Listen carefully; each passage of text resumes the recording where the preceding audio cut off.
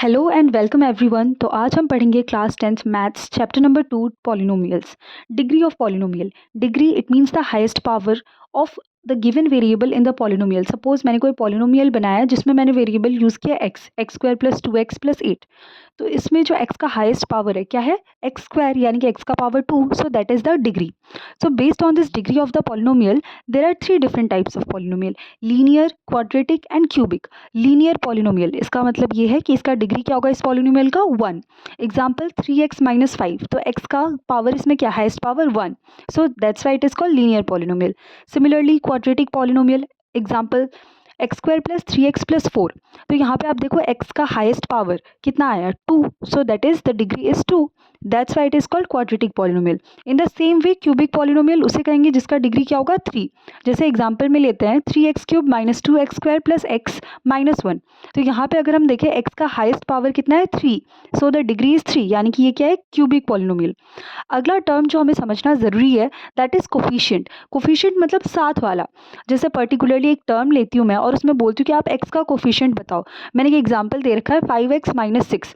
यहाँ पे मैं पूछूँ आपसे x का कोफिशिएंट क्या है, मतलब x के साथ क्या है, what is there, it is 5। अगर यहाँ पे -5 लिखा होता तो मैं वहाँ कोफिशिएंट में आंसर क्या लिखती, -5।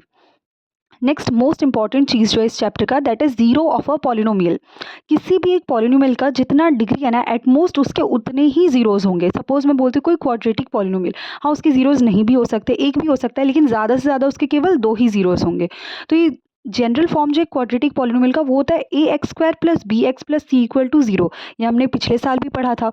तो अभी अगर मैं बात करूँ, ये जो ax square plus b x plus c equal to 0 लिया हमने, इसमें a का वैल्यू या तो ग्रेटर देन 0 हो सकता है या लेस देन 0 हो सकता है, मतलब या तो वो पॉजिटिव होगा या तो वो नेगेटिव होगा। अगर वो पॉजिटिव हुआ तो ये क्या दिखा रखा है हमने, अपवर्ड कर्व, और नेगेटिव हुआ तो ये दिखा रखा है डाउनवर्ड कर्व। ये जो कर्व्स है ना, this are actually shapes that are called parabola. तो जब भी आप किसी एक क्वाड्रेटिक पॉलिनोमियल को ग्राफ में प्लॉट करो तो वो हमेशा एक पैराबोलिक शेप बनाएगा। अगर ये अपवर्ड पैराबोला बन रहा है तो मतलब इट इज़ पॉजिटिव, और डाउनवर्ड पैराबोला बना रहा है मतलब इट इज़ नेगेटिव। ए का वैल्यू क्या है, नेगेटिव।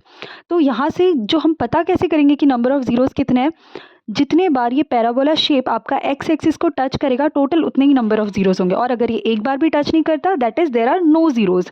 यहाँ पे अगर हम देखें पैराबोला 2 बार एक्स एक्सिस को टच कर रहा है, एग्जाम्पल नंबर ए में, so there are 2 number of zeros, और इस वाले में it is not touching a single time, so there are no zeros. So this was up to geometrical meaning of zeros.